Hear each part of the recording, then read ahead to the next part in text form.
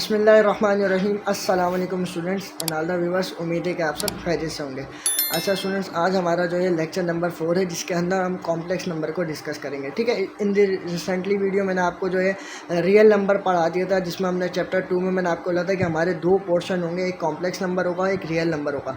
तो real number मैंने आप लोगों को पढ़ा दिया था, आज हम पढ़ेंगे कॉम्प्लेक्स नंबर। ठीक है, जो आपका फर्स्ट ईयर की जो न्यू बुक है उसके अंदर भी जो है फर्स्ट चैप्टर आपका क्या है, इंट्रोडक्शन टू कॉम्प्लेक्स नंबर। ठीक है, तो आज हम डीपली पूरा डिस्कस करेंगे कॉम्प्लेक्स नंबर होते क्या है, कहाँ से आए, ठीक है, इसकी जो है रिप्रेजेंटेशन क्या है, मॉड्यूलस क्या है, कंजुगेट क्या है, आयोटा क्या है, इमेजनरी क्या है, जो भी मतलब इसमें कॉन्सेप्ट आता है हर चीज़ को हम डीपली डिस्कस करेंगे। ठीक है स्टूडेंट्स, तो काइंडली इस वीडियो को आप लास्ट तक देखिएगा। ठीक है, और अपने फ्रेंड्स के साथ इस वीडियो को ज़रूर शेयर करिएगा। ठीक है, बहुत मोस्ट इंपॉर्टेंट वीडियो है ये। ठीक है, तो अगर आप चैनल पे न्यू आए हैं तो काइंडली चैनल को लाजमी सब्सक्राइब करें और बेल आइकन पे हिट करें ताकि आने वाली लेटेस्ट वीडियो आपको मिल सके।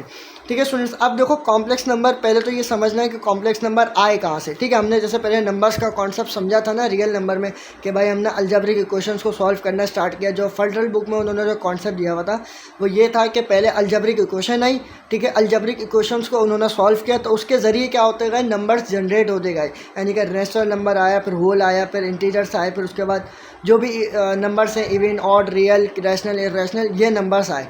ठीक है, अब कॉम्प्लेक्स नंबर कैसे आया, अब देखो पहले मैं आपको जो है चार्ट समझाता हूँ। ठीक है, एक फ्लो चार्ट समझाता हूँ, कॉम्प्लेक्स नंबर किस किस फर्दर जो है पार्ट्स में डिवाइड होता है, फिर उसके बाद हम जो है नंबर्स के कॉन्सेप्ट को समझते हैं। अब देखो पहला है कॉम्प्लेक्स नंबर। ठीक है, कॉम्प्लेक्स नंबर बेटा ये आपका क्या है, कॉम्प्लेक्स नंबर दो पार्ट्स में डिवाइड होता है। ठीक है, किस किस में, एक होता है रियल नंबर में और एक होता है इमेजनरी नंबर्स में। ठीक है, एक हो गया आपके पास रियल नंबर, एक हो गया आपके पास इमेजनरी नंबर। ठीक है, या फिर एक और जो चीज़ है वो ये है कि रियल प्लस इमेजनरी। अब देखो बेटा, अगर आपके पास कोई भी रियल नंबर लिखा हुआ है ना, तो आपका रियल नंबर कॉम्प्लेक्स नंबर कहलाएगा। ठीक है, कैसे कहलाएगा अभी मैं आपको समझाऊंगा। ठीक है, ये जो सब लिखा हुआ मैं अभी आपको समझाऊंगा। ठीक है, आपका खाली अगर इमेजनरी नंबर है तो वो भी आपका क्या कहलाएगा, कॉम्प्लेक्स नंबर कहलाएगा। जैसे हमने पढ़ा था ना कि सारे जो है नेचुरल नंबर होल नंबर में बिलोंग करते हैं, सारे होल नंबर इंटीजर्स में बिलोंग करते हैं, तो इसी तरह के ये फ्लो ऑफ चार्ट में आपको समझा रहा हूँ। ठीक है, अगर आपके पास रियल नंबर प्लस इमेजनरी, ठीक है, अगर आपके पास दोनों नंबर्स एक साथ लिखे हुए तो भी वो क्या है, कॉम्प्लेक्स नंबर होगा।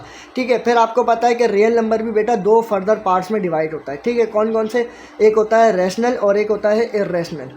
ठीक है, ये मैंने आप लोगों को बताया था कि कॉम्प्लेक्स रियल नंबर्स के भी दो पार्ट्स होते हैं, यानी कि अगर इन दोनों का यूनियन करें तो हमारे पास क्या आता है, रियल नंबर आता है। ठीक है, इसी तरह अगर इन दोनों का ऐड करें, इन दोनों को जो है साथ में लिखेंगे तो हमारे पास क्या बनेगा, एक कॉम्प्लेक्स नंबर बनेगा। ठीक है, अगर ये दोनों अलग अलग भी लिखे हुए तो वो कॉम्प्लेक्स नंबर भी होगा। अभी मैं आपको वो जो समझाऊंगा ना डेफिनेशन से, तो वो आपको और ज़्यादा अच्छे से समझ में आएगा। ठीक है, फिर रैशनल नंबर्स की भी दो फर्दर कैटेगरीज होती हैं, एक होते हैं इंटीजर्स और एक होते हैं हमारे पास फ्रैक्शंस। ठीक है, फिर फ्रैक्शंस भी बहुत सारे कैटेगरी में डिवाइड होते हैं, यानी कि कॉमन फ्रैक्शन, प्रॉपर, इम्प्रॉपर, तो वो बात की बात है। ठीक है, वो मतलब बहुत डीपली हम इतनी बहुत डीपली हो जाएगा तो उसमें हम नहीं जा रहे। अब अलजेब्रिक इक्वेशन से समझते हैं। देखो आपको रियल नंबर तो पता है, रियल नंबर मैंने आपको बता देता रियल नंबर क्या होता है, ये तो आपको पता है। कॉम्प्लेक्स नंबर भी पता लग गया कि वो नंबर, कॉम्प्लेक्स नंबर वो नंबर है जिसके अंदर रियल नंबर भी हो और क्या हो, इमेजनरी नंबर भी हो, तो वो क्या होगा, कॉम्प्लेक्स नंबर होगा। अब भले वो रियल भी हो, ठीक है, अगर वो दोनों साथ लिखे हुए, यानी कि कोई ऐसा नंबर जिसके अंदर रियल भी है और इमेजनरी नंबर भी है तो वो कॉम्प्लेक्स नंबर है। अगर खाली इमेजनरी नंबर है तो वो भी कॉम्प्लेक्स नंबर है। अगर खाली एक रियल नंबर भी लिखा हुआ है, यानी कि 3 लिखा हुआ है, तो ये भी क्या एक कॉम्प्लेक्स नंबर है।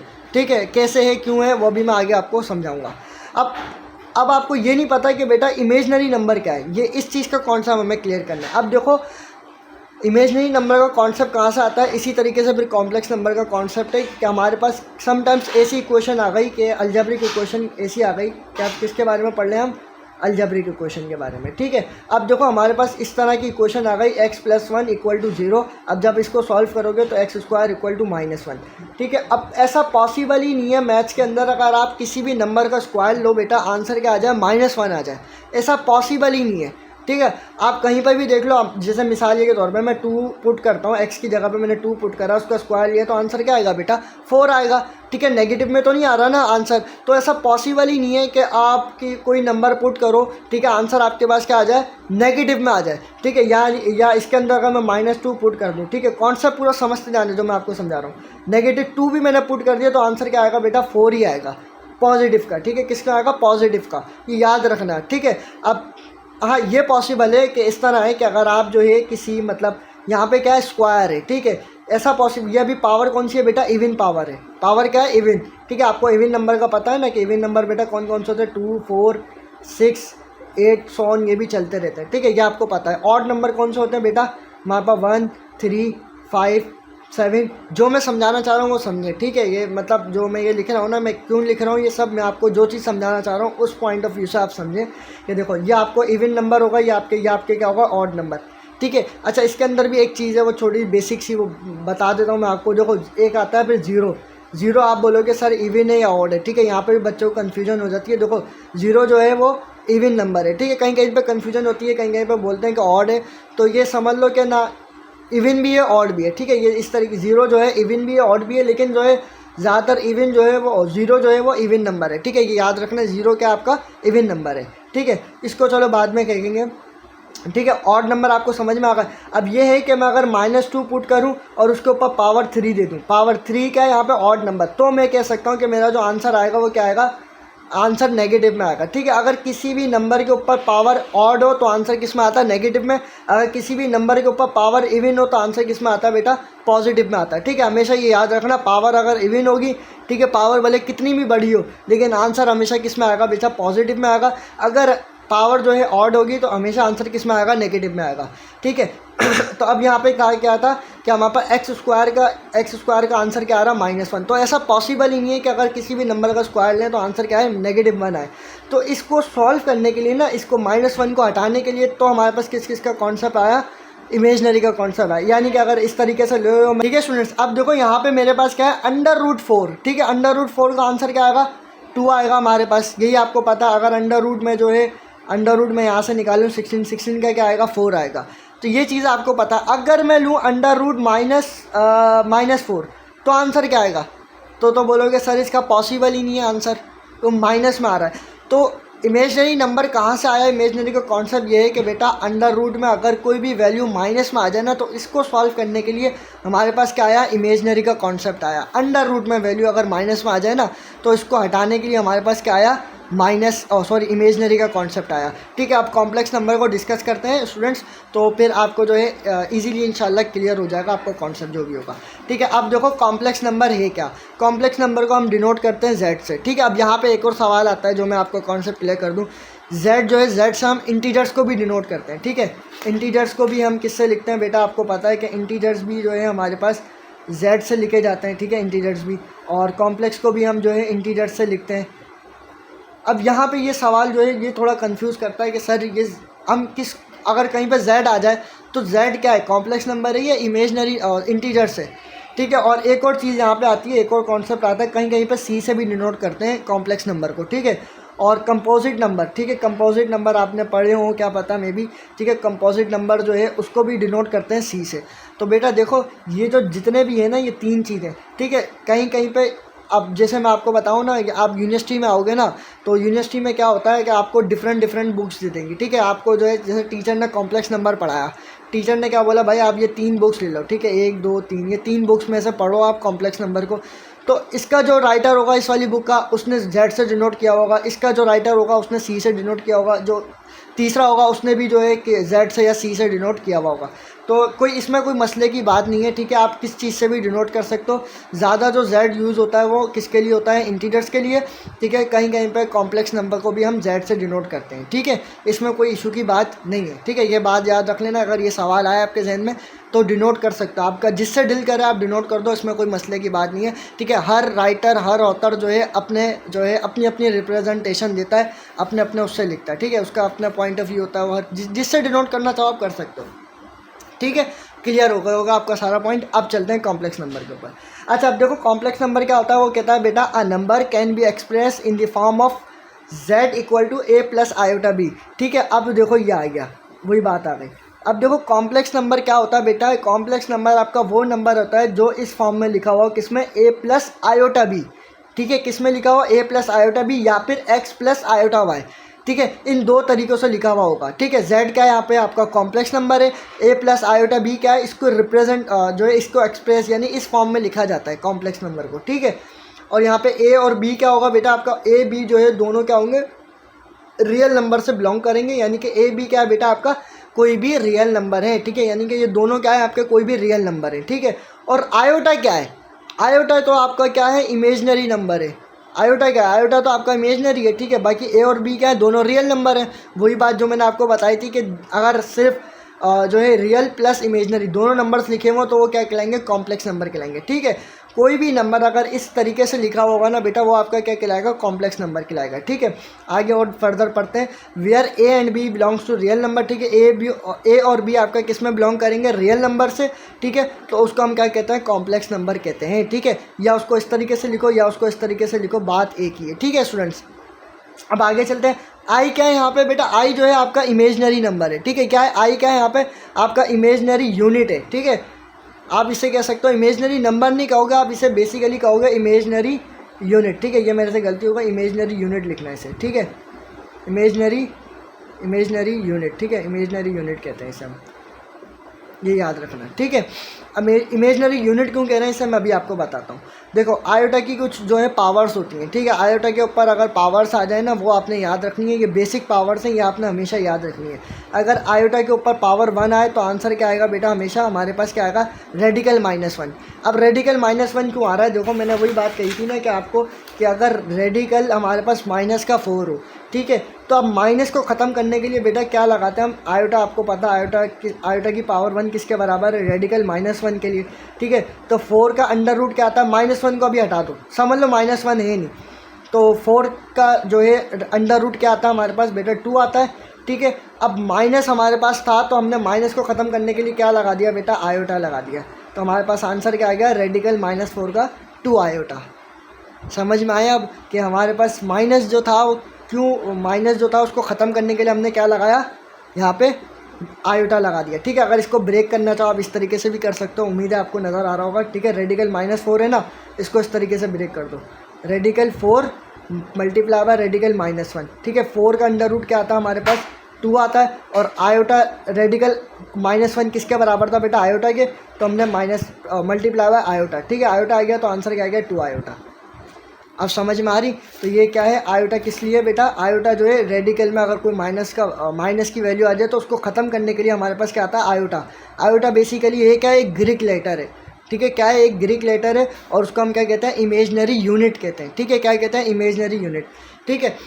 अब अगर आयोटा के ऊपर पावर 1 हो तो हमारे पास आंसर क्या आता है बेटा, रेडिकल -1, ठीक है। अगर आयोटा का स्क्वायर हो तो आंसर क्या आएगा, हमेशा -1 आएगा। क्यों आएगा, क्योंकि आयोटा के ऊपर स्क्वायर कर दो, ठीक है। ये मैं कह रहा हूँ आयोटा की पावर क्या थी, 1 थी ना, इसके ऊपर मैंने स्क्वायर करा, रेडिकल 1 -1 का स्क्वायर करा मैंने, ठीक है। रेडिकल से ये कैंसिल हो गया तो आयोटा स्क्वायर किसके बराबर आ गया, -1 के, ठीक है। अब आयोटा क्यूब किसके बराबर होता है, माइनस आयोटा के। कैसे बराबर होता है, माइनस आयोटा के, अब देखो ये हो गया हमारे पास आयोटा स्क्वायर, ठीक है, इंटू आयोटा। मैंने 2 पार्ट्स में तोड़ दिया ना इसे, iota square into iota. Iota square किसके बराबर होता है, -1 के, -1 इंटू आयोटा, मल्टीप्लाई करो तो आंसर क्या आ जाएगा बेटा, माइनस आयोटा, ठीक है।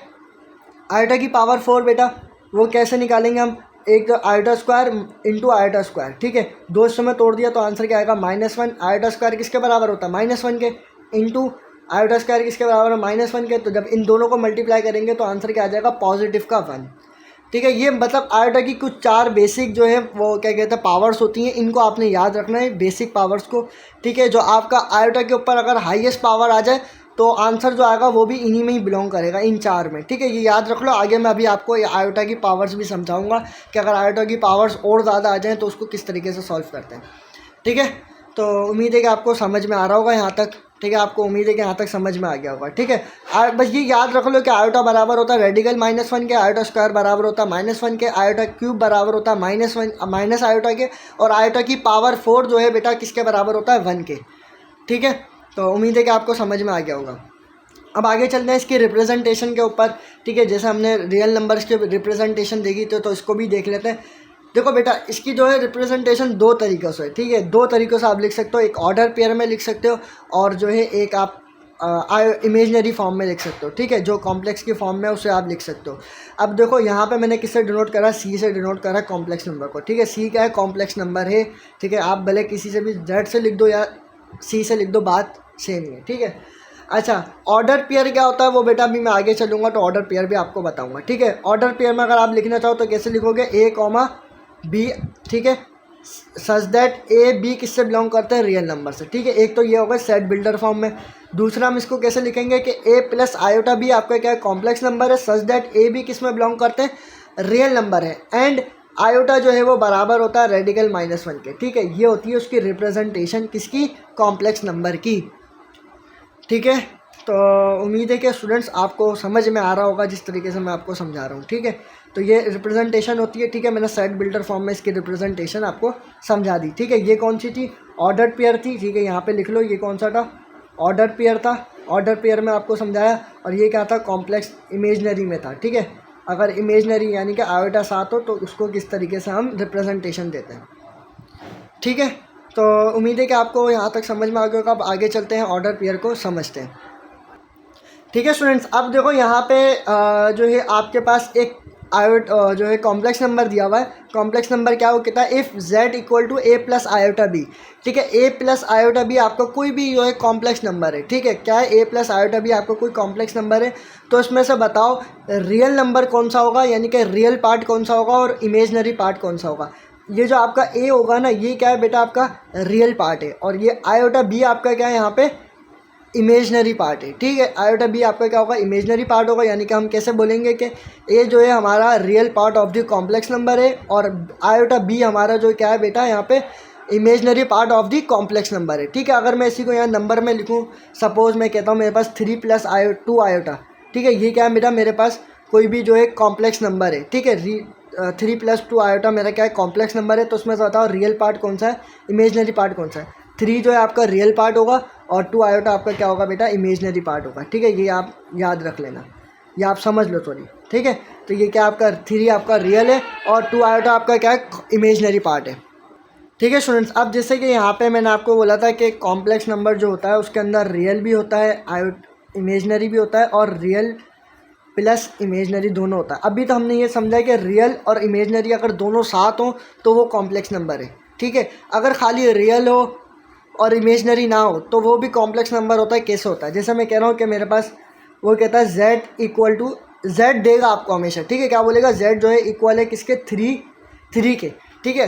अब बताओ कि इसका जो है कंजुगेट मालूम करने का बोल दे, कॉम्प्लेक्स नंबर जो है आपका क्या कहता है, मॉड्यूलस मालूम करने का बोल दे, वो आगे मैं आपको समझाऊंगा, खैर, ठीक है। अभी उसने क्या बोला कि z इक्वल टू 3, ठीक है। अब 3 क्या आपका रियल नंबर है, 3 क्या आपका रियल नंबर है, इसके अंदर इमेजनरी नहीं है। तब जब इमेजनरी ना होगा ना, तो हम क्या करेंगे, 0 आयोटा, हम अपने पास से सपोज करेंगे कि हमारे पास इसमें रियल पार्ट कौन सा होगा और इमेजनरी पार्ट कौन सा होगा। रियल हमारा ये होगा, और इमेजनरी हमारा क्या होगा बेटा, वो क्या होगा, 0 आयोटा, ठीक है।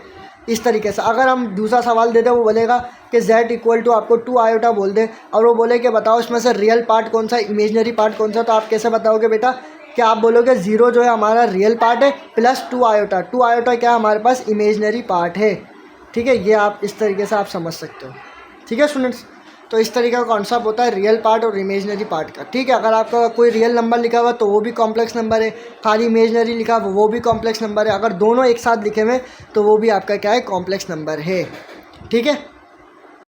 सो स्टूडेंट्स, उम्मीद है कि आप समझ गए होंगे। अब ऑर्डर पेयर पे चलते हैं। देखो हमारे पास 3 + 2 आयोटा, ये भी कॉम्प्लेक्स नंबर है, ठीक है।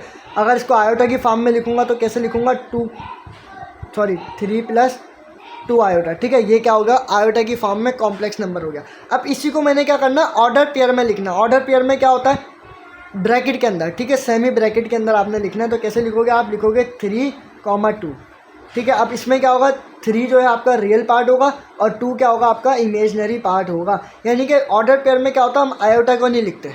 ऑर्डर पेयर में क्या होता है, इस आयोटा का नहीं लिखते, बस हम सेमी ब्रैकेट्स में इसको लिख देते हैं, ठीक है। ये आपके कौन सा ब्रैकेट है, आपके सेमी ब्रैकेट्स हैं, ठीक है। ये याद रखना, सेमी ब्रैकेट, ठीक है स्टूडेंट्स। तो ये ऑर्डर पेयर होती है। ऑर्डर पेयर फॉर्म क्या होती है कि हम जो भी नंबर दिया हुआ होता है उसको हम इस तरीके से लिख देते हैं, लेकिन उसमें आयोटा नहीं होता, ठीक है। और आयोटा फॉर्म में किस तरह लिखते हैं, इस तरीके से लिख देते हैं, ठीक है। आपका जैसे मैं कह रहा 3, अभी जो मैंने आपको बताया, तो ये जो है आपके पास 3 प्लस आपके पास 0 आयोटा, ठीक है। तो ये भी क्या है, जो आयोटा फॉर्म में लिखा हुआ है। अगर इसी को हम इसमें लिखेंगे तो किस तरह लिखेंगे हम, 3, 0, ठीक है। तो ये क्या होगा, आपका ऑर्डर पेयर होगा, ठीक है, z का, यानी कि z क्या कॉम्प्लेक्स नंबर है, ठीक है। तो उम्मीद है कि आपको ये भी समझ में आ गया होगा, ठीक है। ऑर्डर पेयर फॉर्म और आयोटा फॉर्म क्या होती है। अब आगे चलते हैं। आगे जो है हमारे पास बेटा यहाँ पे क्या आ जाती है, equality of two complex number. ठीक है, हमने जैसे इक्वालिटी ऑफ रियल नंबर पढ़ी थी। ठीक है, अगर equality of two complex number हमारे पास क्या होगी। अच्छा, ये याद रखना है कि दो कॉम्प्लेक्स नंबर के ऊपर इक्वालिटी जो है होगी। ठीक है, यानी कि वहाँ पर एक कॉम्प्लेक्स नंबर नहीं होगा, वहाँ पे कितने होंगे, दो कॉम्प्लेक्स नंबर होंगे। ठीक है, अब देखो यहाँ पे क्या बोल रहा है, वो कहता है if z equal to a b, z equal to a b क्या है बेटा आपका यहाँ पे कॉम्प्लेक्स नंबर है। ठीक है, और दूसरा एक और कॉम्प्लेक्स नंबर है जिसको हम डिनोट कर दिया w से। ठीक है, आप कर सकते हो किस दूसरे उससे भी डिनोट कर सकते हो, ये याद रखना। ठीक है, अगर कोई दूसरा कॉम्प्लेक्स नंबर हो, अगर एक ही होगा तो आप z से या c से डिनोट करोगे कॉम्प्लेक्स नंबर को। अगर एक अदर कॉम्प्लेक्स नंबर ले रहे हो तो आप उसको किससे, w से डिनोट कर सकते हो, किसी और से भी डिनोट कर सकते हो। ठीक है, अच्छा अब मैं कह रहा हूँ कि z equal to a b मेरे पास एक कॉम्प्लेक्स नंबर है and w is equal to c d, ये भी मेरे पास क्या है, एक कॉम्प्लेक्स नंबर है। ठीक है, तो हमारे पास कितने कॉम्प्लेक्स नंबर होगा, दो। तो equality of two complex number क्या होगी बेटा, हम सपोज करेंगे कि हमारा जो है फर्स्ट वाले से जो है कंपेयर होगा और सेकंड वाला सेकंड वाले से। यानी कि ए जो है, मैं कह रहा हूँ ए जो है मेरा ए के साथ जाके ए जो है सी से कंपेयर होगा और बी जो है किससे कंपेयर होगा, डी से। ठीक है, यानी कि ए बराबर होगा सी के और बी बराबर होगा डी के। समझ में आ रहा, हमने रियल में भी ऐसे ही पढ़ा था ना कि एक्स जो है हमने इस तरीके से पढ़ा था ना कि बेटा कि हमारे पास अगर एक्स वाई हो, ठीक है, और यहाँ पे बराबर हो किसके, x1 y1। ठीक है, इस तरीके से हो तो हम क्या करते हैं, x को x के साथ कंपेयर करते हैं और y वाली वैल्यू को y वाले से कंपेयर करते हैं, ऐसा होता है। तो रियल में भी और कॉम्प्लेक्स नंबर में भी क्या होगा, रियल पार्ट से कंपेयर होगा और इमेजनरी पार्ट से कंपेयर होगा। यानी कि a बराबर होगा c के, a क्या है, रियल नंबर है, c क्या है, ये भी एक रियल नंबर है, b क्या है, इमेजनरी नंबर है, d क्या है, ये भी एक इमेजनरी नंबर है। ठीक है, तो बेटा क्या होगा, सिर्फ जीरो सिंपल है कि आपका a बराबर होगा c के और b बराबर होगा d के। ठीक है, तो ये क्या होता है, equality of two complex number होता है। ठीक है, अच्छा अब आ जाता है इनइक्वालिटी पे। एक नोट बेटा हमेशा याद रख लो कि inequality does not hold in complex number. ठीक है, आपकी जो इनइक्वालिटी है वो होल्ड नहीं करती किसके ऊपर, कॉम्प्लेक्स नंबर के ऊपर। ठीक है, ये पॉइंट है, ये याद रखना कि अगर आपको कोई सवाल दे दे, कि कोई भी आपको सवाल दे दे जनरली, वो आपको बोले कि इसमें बताओ कॉम्प्लेक्स नंबर क्या होगा, यानी कि आपको इनइक्वालिटी का सवाल दे दे, जैसे कि कहना वो बोल दे कि z जो है बड़ा है, मॉड ऑफ z बड़ा है किसके, मॉड ऑफ z2 के। ठीक है, तो बताओ ये आंसर ऑप्शन आपको जो भी दे सकता है उसमें से एक ऑप्शन होगा नॉट होल्ड इनइक्वालिटी। ठीक है, इनइक्वालिटी होल्ड नहीं करती कॉम्प्लेक्स नंबर के ऊपर, तो ये ऑप्शन राइट होगा। ठीक है, ये नोट है, हमेशा याद रख लो कि आपकी इनइक्वालिटी जो है बेटा वो होल्ड नहीं करती किसके ऊपर, कॉम्प्लेक्स नंबर के ऊपर। ठीक है, तो उम्मीद है कि आपको ये भी समझ में आ गया होगा। इनइक्वालिटी होती ही नहीं है, ठीक है, कॉम्प्लेक्स नंबर के ऊपर। ये कॉम्प्लेक्स नंबर आपका सबसे बड़ा नंबर होता है, वो मैंने आपको रियल नंबर में बताया था। सबसे बड़ा नंबर आपका क्या होता है, कॉम्प्लेक्स नंबर होता है। और कॉम्प्लेक्स नंबर को अगर एक और पॉइंट मेरे याद आ गया जहन में, कॉम्प्लेक्स नंबर ऐसे नंबर्स होते हैं जो पेचीदा होते हैं। कॉम्प्लेक्स नंबर की अगर आप उर्दू में मीनिंग निकालोगे तो क्या होगा, पेचीदा, यानी कि ऐसे नंबर जिनका पता सही से पता नहीं है आपको। ठीक है, वो पेचीदा होते हैं, मतलब बहुत हार्ड मुश्किल होते हैं। मतलब हम बोलते हैं ना कॉम्प्लेक्स है ये चीज़, मतलब बहुत पेचीदा है, यानी कि समझ नहीं आ रही। तो कॉम्प्लेक्स नंबर भी ऐसे होता है, समझ से बाहर, पेचीदा। ठीक है, तो उम्मीद है कि आपको समझ में आ गया होगा। अब आगे चलते हैं। ठीक है स्टूडेंट्स, अब आ जाते हैं हायर पावर ऑफ आयोटा। अब जैसे कि मैंने आपको देखो, आप लोगों को मैंने पीछे बताया था कि आयोटा की जो है बेसिक 4 पावर्स होती हैं। ठीक है, यानी कि बेसिक क्या है, ये चार बेसिक जो है आयोटा की पावर है। जैसे आयोटा की पावर 1 जो है बराबर होता है रेडिकल -1 के, आयोटा का स्क्वायर बराबर होता है -1 के। ठीक है, आयोटा क्यूब बराबर होता है माइनस आयोटा के, और आयोटा की पावर 4 बराबर होता है 1 के। ठीक है, अब सवाल ये उठता है अगर आयोटा की पावर इस तरीके से आ जाए 2 3 3 2, इस तरीके से 1 4, मतलब इतनी लंबी पावर आ जाए तो उसको किस तरह सॉल्व करोगे। सवाल इस तरीके से आता है। ठीक है, वो दे सकता है कि आयोटा की पूछ लो भाई, वो बोलेगा आयोटा की पावर 64 किसके इक्वल होता है मुझे बताओ। वो बोल सकता है कि आयोटा की जो है पावर 54, इस तरीके से भी बोल सकता है आयोटा की पावर 300 बताओ किसके इक्वल होगी। तो इस तरीके से सवाल देगा, तो इस तरीके से किस सवाल को किस तरह सॉल्व करोगे आप। तो देखो इसकी 3-4 मेथड्स हैं, 3-4 जो है अलग अलग जो है मतलब अलग अलग तरीके हैं किस तरीके से सॉल्व करें। तो मैं सारे आपको मैं बता देता हूँ ताकि आपका कॉन्सेप्ट जो है वो अच्छे से क्लियर हो जाए। ठीक है, अब देखो, अब यहाँ पे देखो उसने सवाल दिए हुए। ठीक है, अब देखो इसने फार्मूला, जनरल फार्मूला आपको दिया हुआ, वो क्या दिया हुआ, आयोटा की पावर 4n। ठीक है, अब अच्छा एक और बात याद रख लो, आयोटा को हम इस तरीके से लिखते हैं, इस तरीके से आयोटा को लिखा जाता है। यूँ नहीं खाली आई नहीं लिखा जाता, यूँ घुमा के इस तरीके से आयोटा को लिखा जाता है। ठीक है, ये बात आप समझे कि आयोटा को इस तरीके से लिखा जाता है। अच्छा, अब आगे चलते हैं। आयोटा की पावर 4n इक्वल टू 1। अब ये यहाँ पे ये क्या है, ये जनरल फार्मूला है। ठीक है, क्या है आपके पास, जनरल फार्मूला है किसका, आयोटा की पावर को सॉल्व करने का। मैं आपको इससे आसान मेथड बताऊँगा जब आप इसको सॉल्व कर सकते हो। ठीक है, n क्या होगा, आपको कोई भी इंटीजर्स हो सकता है। ठीक है, n क्या होगा, कोई भी इंटीजर होगा। अब यहाँ पे मैंने कुछ सवाल लिख के रखे हुए, ठीक है, जो कि आप जो कि मैं अभी आपको करवाऊँगा। ठीक है, अभी मैं आपको इसके ऊपर समझाता हूँ भाई। जैसे कि आयोटा की पावर, आपको पता है कि आयोटा की पावर 1 बराबर होता है रेडिकल -1 के। ठीक है, ये याद रखना कि आयोटा का आंसर आएगा ना, वो इन चारों में से आएगा। यानी कि आयोटा स्क्वायर बराबर होता है किसके, -1 के, आयोटा क्यूब बराबर होता है किसके, माइनस आयोटा के, और आयोटा की पावर 4 बराबर होता है 1 के। यानी कि जो आपका आंसर आएगा ना बेटा, वो इन चार में से ही आएगा। ठीक है, आयोटा की पावर भले 1 लाख हो, 2 करोड़ हो, 5 करोड़ हो। ठीक है, आयोटा की पावर कितनी भी हो ना, आपका आंसर इन्हीं में ही बिलोंग करेगा। अगर इसमें नहीं आ रहा होगा तो आपको जो है आयोटा की पावर को इस तरीके से सॉल्व करना है कि आपका आंसर इसमें आए। ठीक है, आयोटा की ये 4 बेसिक पावर्स होती हैं। ठीक है, ये आपने याद रखना है, आपका जो आंसर बिलोंग करेगा इन्हीं 4 में से कोई ना कोई एक आंसर आएगा। ठीक है, अब कैसे आएगा, जैसे अभी आयोटा की पावर कितनी है, 4। ठीक है, कुछ लोग जो है आयोटा को 4 में ब्रेक करते हैं और कुछ लोग जो है आयोटा को स्क्वायर में ब्रेक करते हैं। मेरे मानो तो ना आप आयोटा को स्क्वायर में ब्रेक करना, क्योंकि आयोटा को स्क्वायर में ब्रेक करना इजी है। ठीक है, अब जैसे आपका जो है ये सवाल है। ठीक है, और एक और चीज़ होती है, हाँ मुझे वो एक और बात याद आई, ओमेगा। ठीक है, ओमेगा का अगर आपको पता हो किसी को, ओमेगा जो है बेटा वो आपका यूज़ होता है ओमेगा। ठीक है, ओमेगा आपके आगे चैप्टर में आएगा। और याद रखना कि ओमेगा को हमेशा जो है, ओमेगा को क्यूब में ब्रेक करते हैं और आयोटा को स्क्वायर में ब्रेक करते हैं। ठीक है, ये 2 मेन पॉइंट है, आप याद रखो। ओमेगा को हमेशा क्यूब में ब्रेक किया जाता है और आयोटा को हमेशा स्क्वायर में ब्रेक किया जाता है। ठीक है, ओमेगा अगले चैप्टर में आएगा तो उसको डिस्कस करेंगे। ठीक है, अभी आयोटा को समझते हैं। अच्छा, अब देखो यहाँ पे क्या दिया हुआ, आयोटा का पावर 10। ठीक है, इजी मतलब दिया हुआ, पहला सवाल मैंने आपको ताकि समझ में आ सके। अब देखो आयोटा की पावर 10 दिया हुआ ना, तो इसको मैं पहले इस फार्मूले से जो है इसको करता हूँ, फिर उसके बाद जो है मतलब फिर मैं आगे दूसरे फार्मूले यूज़ करूँगा। ठीक है, अब देखो आयोटा की पावर 10 है ना, अब इसको 2 हिस्सों में तोड़ो। ठीक है, किस तरीके से तोड़ोगे, आपके पास 10 को आपने तोड़ना है कि यहाँ पे 4 लाना है। ठीक है, इसके अंदर जो भी आंसर है, तो अब इसको तोड़ो तो क्या होगा, 4 2 जा 8 हो जाएगा।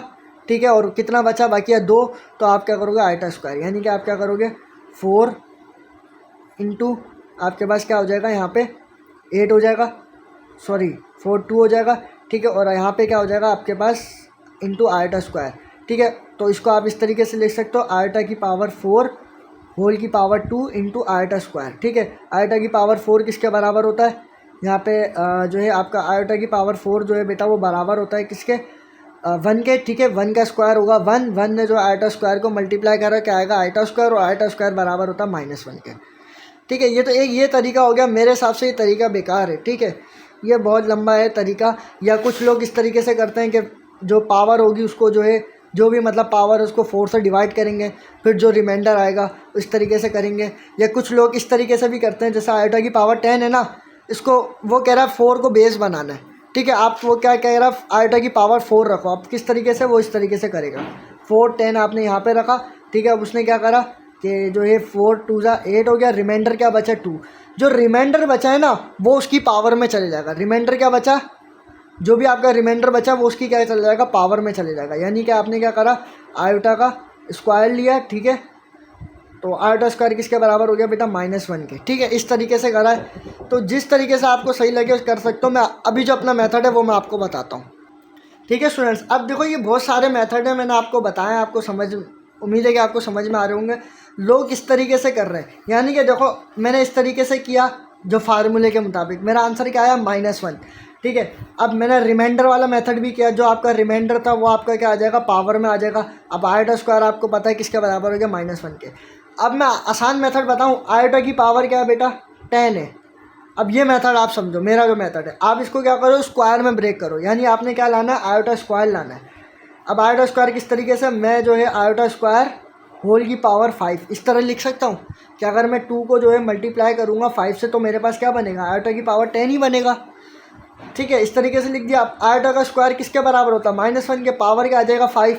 अब 5 आपका क्या है, ऑड नंबर है, किसी भी नंबर की अगर पावर ऑड हो तो आंसर किस में आता है बेटा, हमेशा किस में आता है, आंसर हमेशा हमारा किस में आता है, नेगेटिव में आता है। वही आ गया हमारा आंसर, बन गया ना, वही हमने फार्मूले से भी किया और हमने आसान मेथड से भी कर लिया, इजी हो गया। तो ये चीज़ थी समझाने की। अब जैसे आयोटा की पावर जो है 372 है, अब इसको कैसे करोगे, अब देखो इसका भी आसान तरीका, आप कुछ नहीं करो, इसका क्या करो, सम कर दो, ठीक है। अब जो है आयोटा की पावर 3 जो है आपके पास 732 है ना, अब आयोटा की पावर है मेरे पास 732, ठीक है। अब इसको 2 से जो है अब आप 2 लोगे, ठीक है, यानी कि आप क्या करोगे 2 से मल्टीप्लाई करोगे इसको, यानी कि 732 को बेटा आप क्या करोगे 2 से डिवाइड करोगे, ठीक है। जो फिर आपके पास जो आंसर आएगा फिर वो पावर दोगे, फिर उसमें से 2 कॉमन लोगे। ये इतना लंबा मेथड होगा। आप क्या करो, सिर्फ जो भी पावर है ना सबका सम कर दो, ठीक है। अब कितना है यहाँ पे, इसका सम करो, 7 और 3 कितना होगा 10, 10 और 2 कितना होगा 12, ऊपर क्या आ गया 12, तो आयोटा की पावर मेरे पास क्या बन गई 12। सम करके इस तरह नंबर बना लो कोई एक, ठीक है, यानी कि एक सिंपल नहीं, मतलब 2 नंबर से आ जाए आपके पास, ठीक है, इस तरह बना लिया। अब इसका करो, क्या करो आप, इसका अब जो है वो स्क्वायर वाला मेथड लगा दो। मैं क्या करूँगा, आयोटा का स्क्वायर पावर क्या कर दूँगा 6, आ गया मेरे पास वही, ठीक है। आयोटा स्क्वायर किसके बराबर होता है, -1 के, ऊपर आ गई पावर 6, ठीक है। पावर 6 क्या है आपके पास, इवन नंबर है बेटा, क्या है पावर 6 इवन नंबर है। तो माइनस में अगर कोई नंबर हो उसकी पावर इवन हो तो आंसर हमेशा किस में आता है, पॉजिटिव में। तो यानी कि आयोटा की पावर 732 किसके बराबर आ गया 1 के। ये भले आप calculator, chat GPT, Meta AI कहीं से भी करके देख लेना, आंसर क्या आएगा बेटा 1 ही आएगा, ठीक है। तो उम्मीद है कि आपको समझ में आ रहा होगा जिस तरीके से समझा रहा हूँ। अब इसी तरीके से ये एमसीक्यूज है, इसका आंसर क्या आ गया 1 आ गया। अच्छा, अब आयोटा की पावर क्या है 3222, ठीक है। अब इसको किस तरह करोगे, वही जो मैंने मेथड बताया, पहले इसका क्या करो सम कर दो, जितनी भी पावर हो ना, यानी कि 1 नंबर हो, 2 नंबर हो, 1000 हो, 2000, 3 करोड़, 5 करोड़, जितने भी नंबर हो सबका क्या करो सम कर दो बेटा, ठीक है। ठीक है बेटा, आपने क्या करना है सबका सम कर देना है। यानी कि अभी इसके ऊपर पावर कितनी है बेटा मेरे पास 3222, ठीक है। यहाँ पे कितने 3 दफ़ा 2 है, 1 दफ़ा 3 है, तो सम करो 3 और 2 5, 5 और 2 7, 7 और 2 9, तो यानी कि आंसर क्या आ गया 9। तो अब आयोटा की पावर में यहाँ पे क्या लिख दूंगा 9 लिख दूंगा, ठीक है। मैंने क्या लिख दिया आयोटा की पावर 9। अब जो है मैंने इसको सॉल्व करना है कि आयोटा की पावर 9 किसके बराबर होता है। अब देखो इसको सॉल्व करने का तरीका ये है कि मैं क्या करूँगा, आयोटा के ऊपर कर दूंगा पावर 8 इंटू आयोटा, इस तरह लिख सकता हूँ ना, आयोटा की पावर 8 इंटू आयोटा।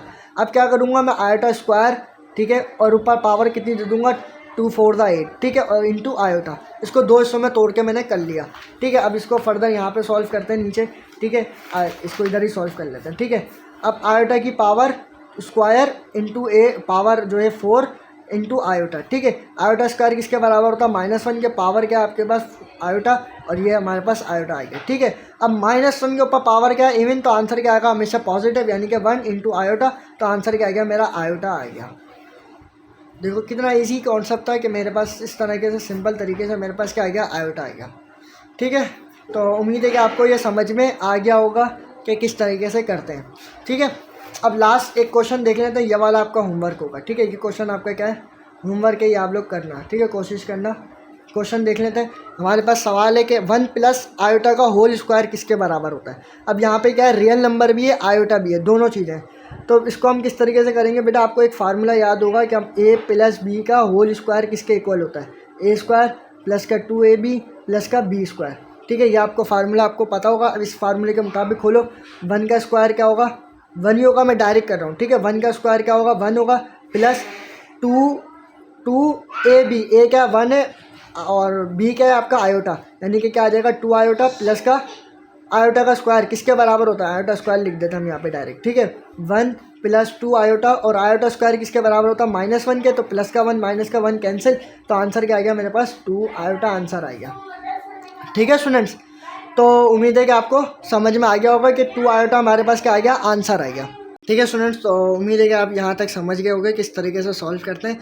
कुछ नहीं करना, वापस से ओवरव्यू दे रहा हूँ। आयोटा की पावर कुछ भी हो, 1 हो, 2 हो, 5 हो, 100 हो, 1000 हो, 1 लाख हो, 1000 हो, 1 करोड़, जितनी भी हो ना पावर, सबका क्या करो पहले सम कर दो। सम करने के बाद आपके पास कोई भी 1 या 2 नंबर बनेंगे, जैसे आयोटा की पावर 12 बन सकता है, 9 बन जाए, 8 बन जाए, यहाँ तक के बल्कि मैं कह रहा हूँ ना कि इस तरीके से जो है आप किस नंबर का सम करते जाओ, ठीक है। आप नंबर का सम करके कोई भी एक पावर आप बना लो, पावर बनाने के बाद आप क्या करोगे, पावर आपने बना ली, कोई भी पावर बनाने का, उसके बाद जो है उसको स्क्वायर में ब्रेक करके आप उसे कर सकते हो, ठीक है। उसको सॉल्व कर लेना, आपके पास आंसर आ जाएगा। अच्छा ठीक है, उसके बाद जो है ये वाला सवाल भी आप समझ गए होंगे। अब ये वाला सवाल आपका होमवर्क है। सवाल क्या है, 1 प्लस आयोटा की पावर 4, ठीक है, ये किसके बराबर होता है, ये आपका होमवर्क है, ये मुझे कमेंट में बताना, ठीक है। सो उम्मीद है कि आप आयोटा की हायर पावर ऑफ आयोटा आप समझ गए होंगे कॉन्सेप्ट, ठीक है। अब आपका जिससे दिल करे आप रिमाइंडर के ज़रिए करना चाहो, यानी कि आप क्या करो, किसी भी नंबर का रिमाइंडर निकाल लो, जैसे कि मैंने आपको बताया था, जैसे आयोटा की पावर 10 बताया था ना, तो आप क्या करो, उसका रिमाइंडर निकाल लो इस तरीके से, जो मैंने आपको बताया था कि 4 को हम बेस बनाएंगे, ठीक है। 10 आ गया तो 4 2 8, तो आंसर क्या बचा 2, तो आयोटा के ऊपर पावर आप कितनी दे दो 2, तो आयोटा स्क्वायर किसके बराबर था, -1 के, जो कि हमारे यहाँ आया था, ठीक है। तो वो आपके ऊपर डिपेंड करता है, आप कोई सी भी पावर देके उसका आप बना लो आंसर, ठीक है। कोई लोग 4 से डिवाइड करके कर लेते हैं, कुछ इस तरीके से जनरल फार्मूले के ज़रिए कर लेते हैं, तो जिससे आपका दिल करे ना, जो आपको आसानी लगे उससे आप कर सकते हो, ठीक है। अब जैसे मैंने ये सवाल आपको बताया था ना 732, अब देखो आप इसको किस तरीके से कर सकते हो कि आयोटा की पावर 732 है ना, आप 7 को छोड़ के 32 ले लो, आयोटा की पावर 32 ले ली, इसको 4 से डिवाइड करो तो आंसर क्या आएगा मेरे पास 8 आएगा, ठीक है। आयोटा की पावर 8 मेरे पास आएगा। अब आयोटा की पावर 8 किसके बराबर होता है, आयोटा का स्क्वायर, और ऊपर पावर कितनी दे दूंगा 4, ठीक है। तो आयोटा स्क्वायर किसके बराबर होता है आपको पता, -1 के, पावर 4 दे दी तो आंसर क्या आ गया +1। तो इस तरीके से भी कर सकते हो, जो आपको जिस तरीके से सही लगे आप कर लेना, ठीक है। मैंने आपको सारे मेथड और सारे जो है सब कुछ मैंने आपको बता दिया, ठीक है स्टूडेंट्स। तो उम्मीद है कि आप वो सब कुछ समझ गए होगे, ठीक है, जो भी मैंने आपको सब कुछ पीछे समझाया। अब समझते हैं कि कंजुगेट ऑफ कॉम्प्लेक्स नंबर क्या होता है, ठीक है। हमने क्या करना है, नंबर कॉम्प्लेक्स नंबर का कंजुगेट लेना है, ठीक है।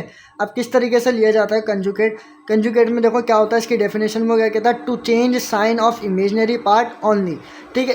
इसमें क्या होता है, जो आपका कॉम्प्लेक्स नंबर होता है ना, उसके इमेजनरी नंबर की साइन को क्या कर दिया जाता है, चेंज कर दिया जाता है, ठीक है। अब कैसे होता है मैं अभी आपको समझाता हूँ एक एग्जाम्पल के ज़रिए, ठीक है। अब देखें इसको किस तरीके से डिनोट करते हैं, हम इसको डिनोट करते हैं बेटा Z के ऊपर ये लाइन, ठीक है। ये लाइन क्या है हमारे पास, बार, ठीक है। इस लाइन को कहते हैं बार, यानी कि कॉम्प्लेक्स नंबर को हम डिनोट कैसे करते हैं, आपका कॉम्प्लेक्स नंबर आ गया, यानी कि Z क्या है आपका कोई कॉम्प्लेक्स नंबर है, और उसको ऊपर जो हम यहाँ लाइन लगा देंगे, इस लाइन को हम कहते हैं बार। तो ये क्या है बेटा, मेरे पास कंजुगेट ऑफ कॉम्प्लेक्स नंबर है, ठीक है। अब मुझे क्या करना है, ये जो नंबर हमें कॉम्प्लेक्स नंबर दिया गया है 3 + 2 आयोटा, इसका क्या करना है, मुझे कंजुगेट लेना है, यानी कि Z बराबर होगा किसके, 3 + 2 आयोटा के ऊपर ये बार, ठीक है। तो इसका कंजुगेट लूँगा तो क्या आ जाएगा मेरे पास 3 - 2 आयोटा, यानी कि जो आयोटा होगा ना, जिस नंबर के साथ आयोटा होगा उसकी साइन को चेंज कर देंगे, अगर प्लस है तो माइनस हो जाएगा, माइनस है तो प्लस हो जाएगा, सिंपल है, ठीक है। यानी कि आयोटा वाले जो पार्ट होगा उसकी साइन को चेंज कर दो, वही लिखा हुआ चेंज साइन इमेजनरी पार्ट, खाली इमेजनरी की, ठीक है, उसकी नहीं, खाली इमेजनरी की, ठीक है।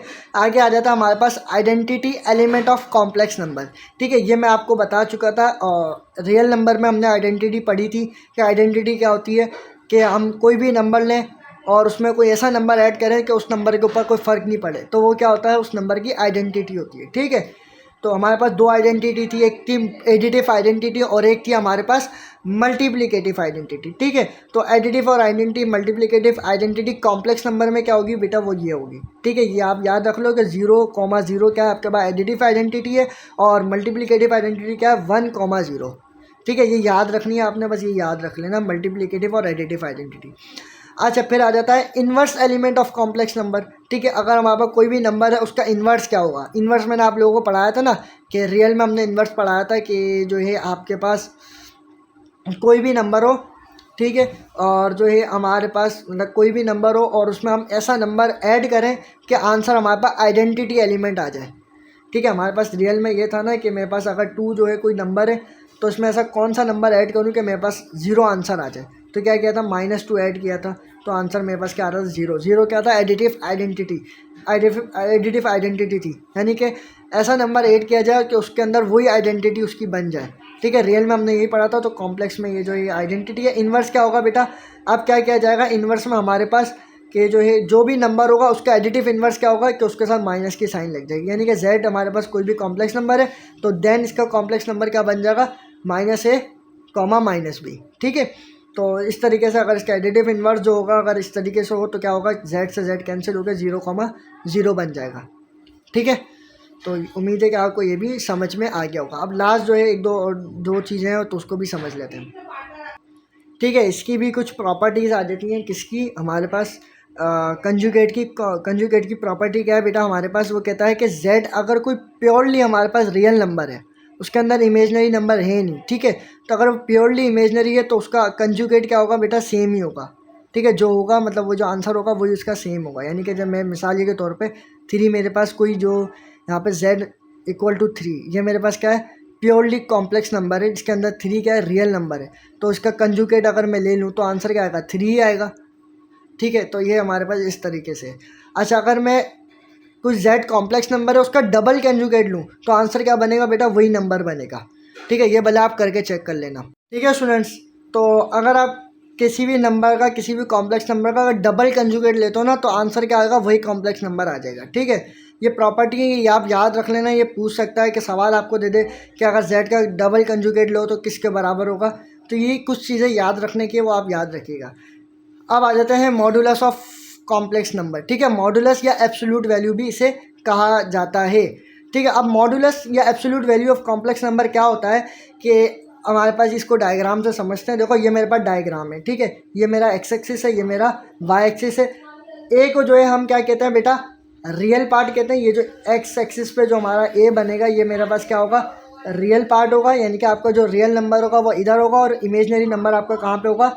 बी पे। यानी कि वाई एक्सिस पे आपका क्या होगा? इमेजनरी नंबर होगा। ठीक है, और मैं कह रहा हूँ मेरे पास यहाँ पे एक कॉम्प्लेक्स नंबर है। ये क्या है? पूरा आपके पास कॉम्प्लेक्स प्लेन है। ठीक है, ये क्या है आपके पास? पूरा कॉम्प्लेक्स प्लेन है। मैं कह रहा हूँ इस पूरे जो है कॉम्प्लेक्स प्लेन के ऊपर ये मेरा कॉम्प्लेक्स नंबर है जो कि क्या है? ए कॉमा बी।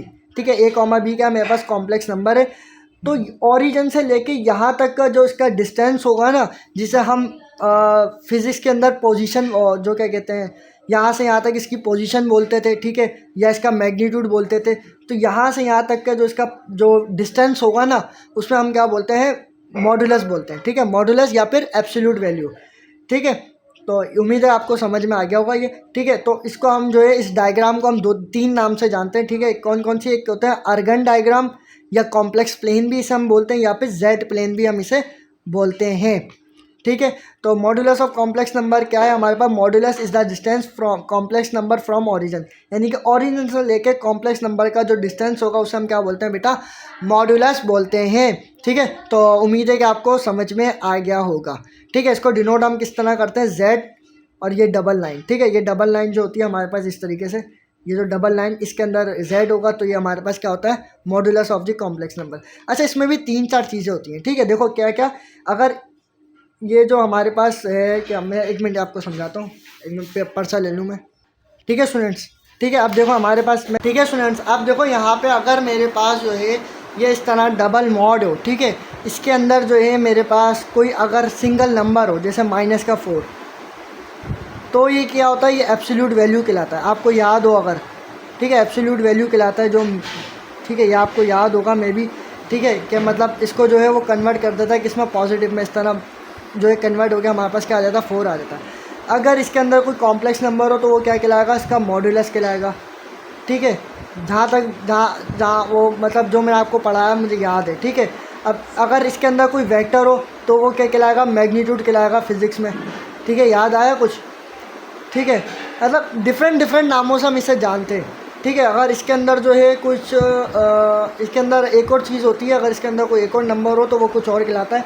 ठीक है, इसके डिफरेंट नाम होते हैं जगहों पे। यानी अगर इसके अंदर कोई नंबर हो तो वो एब्सोल्यूट वैल्यू कहलाएगा। ठीक है, अगर इसके अंदर कोई कॉम्प्लेक्स नंबर हो तो उसका मॉडुलस कहलाएगा। अगर इसके अंदर कोई वेक्टर हो तो वो क्या कहलाएगा? मैग्नीट्यूड कहलाएगा। ठीक है स्टूडेंट्स, तो उम्मीद है कि आपको समझ में आ गया होगा। ठीक है, अब मॉडुलस को देखते हैं। ठीक है स्टूडेंट्स, तो उम्मीद है कि आपको ये डायग्राम समझ में आएगी। अच्छा, इसको डिनोट हम किस तरह करते हैं? इस तरह, ये डबल लाइन के अंदर जेड क्या है? आपका कॉम्प्लेक्स नंबर है। इसका फार्मूला हमारे पास क्या होता है? Radical a² + b²। ठीक है, रेडिकल a² + b² यानी कि आपका इमेजनरी का और रियल का स्क्वायर प्लस इमेजनरी का स्क्वायर।